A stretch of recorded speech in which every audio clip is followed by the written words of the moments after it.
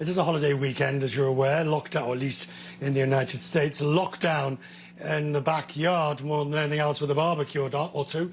And now the Impossible sausage. Available at 20,000 locations, including Starbucks, which is an enormous contract to have.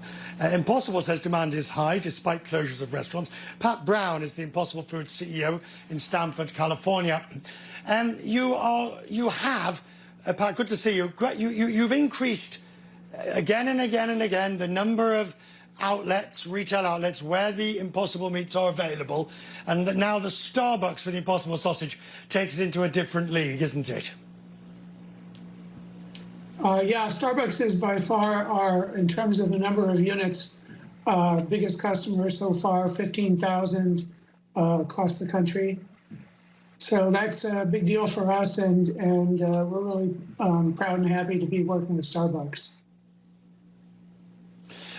What about the idea that you're on the record many times as saying, you know, that Impossible and others and the whole COVID pandemic as well does start to spell the end for meat and for meat production, particularly if you look at the way in which so many meat plants have been hit by really nasty outbreaks of COVID.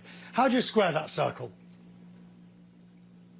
Oh, well, first of all, it doesn't spell the end of meat. There's going to be meat. It's just not going to be produced the way it is today using animals, growing and slaughtering animals with the catastrophic environmental impact that has. I think the COVID epidemic has probably had a bit of a catalytic effect. It's really hard to say because we're in the middle of it right now. But the demise of the animal-based food industry was inevitable before that epidemic, and it is inevitable. And we believe that the industry will be essentially in the rearview mirror within 15 years. Pat, at what point do you reach short-term capacity whereby, you know, you have grown so fast, Impossible has grown so fast, that I wonder how you consolidate before you, pardon the pun, take another bite? If I understand the question, you know, fast growth was baked into our mission and our strategy from day one. We set out to completely replace animals in the food system by 2035. And so from the start, we have deliberately chosen ingredients for which there's a robust supply chain.